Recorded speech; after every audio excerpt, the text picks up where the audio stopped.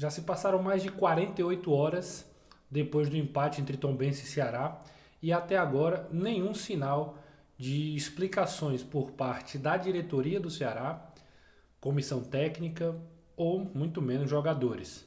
Ninguém do Ceará se pronunciou ainda sobre o futuro do Alvinegro. Nos bastidores, muita informação de que há reuniões, que há possibilidade de saída de membros do departamento de futebol, especificamente Albeci Júnior, diretor de futebol, o executivo de futebol Juliano Camargo, ou até mesmo a mudança no comando técnico do Guto Ferreira sair.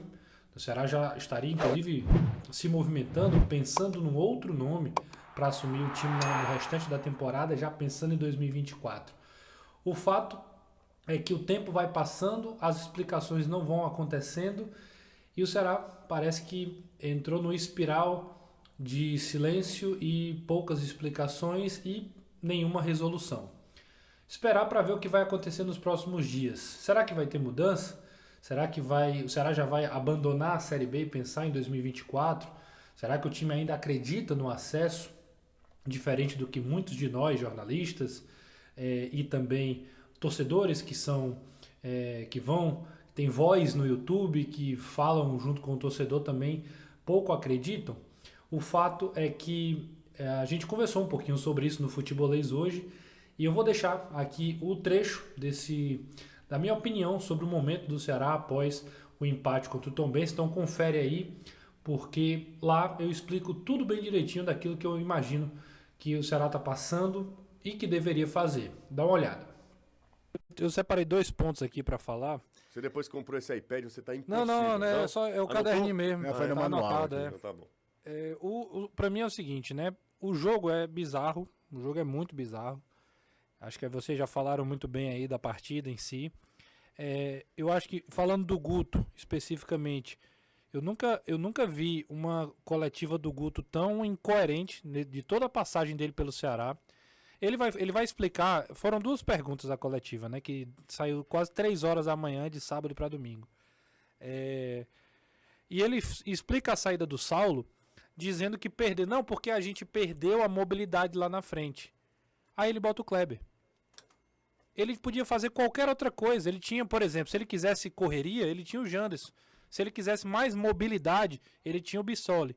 O que ele não pode dizer é que perdeu a velocidade, a saída com força física com o Kleber. Então, o treinador que vai explicar o que aconteceu na partida e fala isso, para mim é um sinal claro de que das duas uma, ou ele tá fazendo de propósito, eu não acho que seja isso, ou ele tá totalmente perdido nas ideias em relação ao elenco que ele tem na mão. Não dá para você trocar o Saulo pelo Kleber e imaginar que você vai ter força de puxar contra-ataque, que você vai ter força de prender a zaga lá na frente, brigar com os zagueiros. Nem na melhor fase do Kleber ele teve essa característica. E aqui volto a repetir, não tô falando de ser bom ou de ser ruim, não.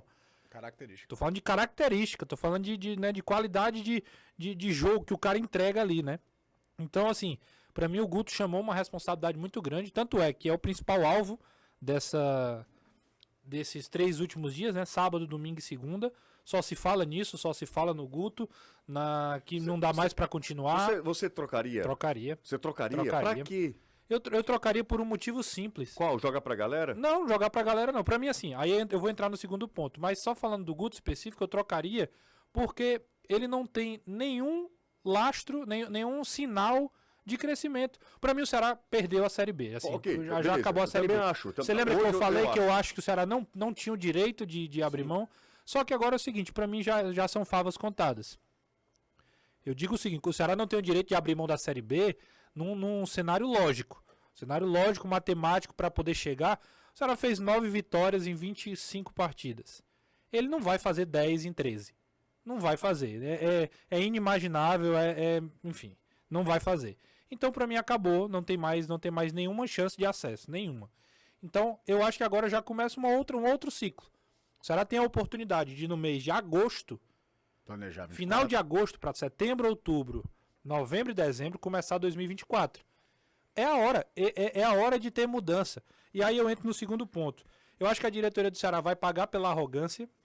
O Ceará vai pagar muito caro pela arrogância ao longo do ano.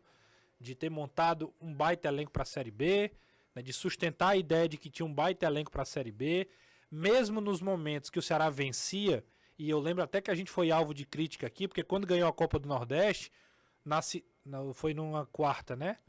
Na quinta-feira a gente tava falando aqui, um pós-jogo de título, e a gente falando, cara, o Ceará ganhou ontem, mas foi pelando um porco, porque o Sport amassou, podia ter feito mais, escapou, e aí no final ganhou nos pênaltis. Então mesmo quando ganhou o título, e ganhou com mérito, porque eliminou o Fortaleza, eliminou o Sergipe nas quartas de final, esse não é o ponto, mesmo quando ganhou, não convenceu, não foi um time estável, não foi um time que tinha elenco para trocar. A crítica maior até o mês ali de junho era que, rapaz, se o Ceará perder Vitor, Gabriel, Janderson e Eric, ele não tem mais ninguém para repor, ele não tem ninguém mais para suprir a carência sem esses caras aí. A defesa do Ceará era criticada desde o começo do ano. Lenta, que não conseguia acompanhar, que tomava muito gol. E aí a gente falou de estancar sangria, etc.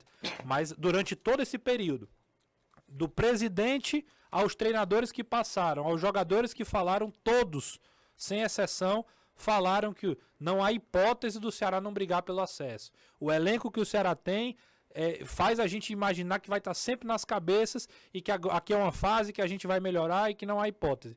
E aí é público. Entrevista do João Paulo, do presidente João Paulo, entrevista do Juliano Camargo, inclusive aqui no Futebolês.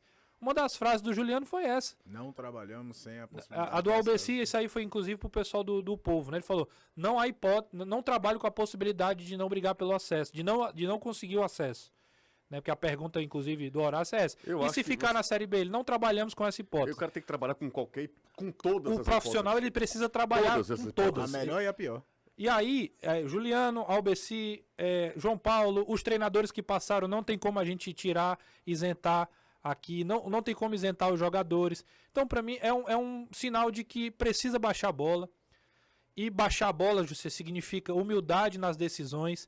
Eu não estou falando de ser medíocre ou pequeno daqui para frente, não. Tem que pensar grande mesmo, tem que aproveitar o aporte financeiro que ainda tem, para no ano que vem voltar forte. Agora é voltar forte planejado, é voltar forte com uma base mais sólida, com um planejamento de futebol mais organizado, com decisões mais coerentes, com a formação de elenco mais parecido com o que a Série B exige, que é mais força, mais velocidade, né? Às vezes você se segurar muito nos medalhões e aí faltou força ao Ceará, falta força no segundo tempo para ele aguentar, e não é de hoje, não é contra o Tombense.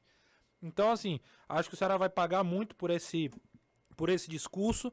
O Ceará vendeu o título e vai ficar no meio da tabela da Série B. Aí você quer que o torcedor compre essa ideia? Você quer que o torcedor, num momento como esse, não fique revoltado, não fique chateado, não queira mudança? Tem que ter mudança mesmo. Acho que passou da hora e para mim, é um bom sinal se o Ceará começar a se movimentar urgentemente, tomando decisões, mexendo no futebol daqui para frente. É um bom sinal. O Ceará vai ter um tempo muito considerável, que poucas vezes tem, para planejar uma temporada.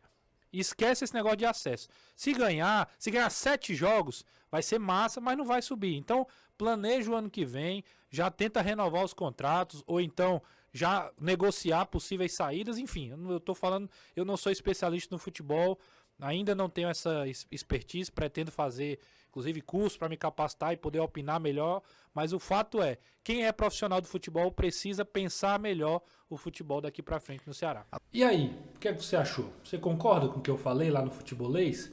Será que é isso mesmo que o Ceará tem que fazer?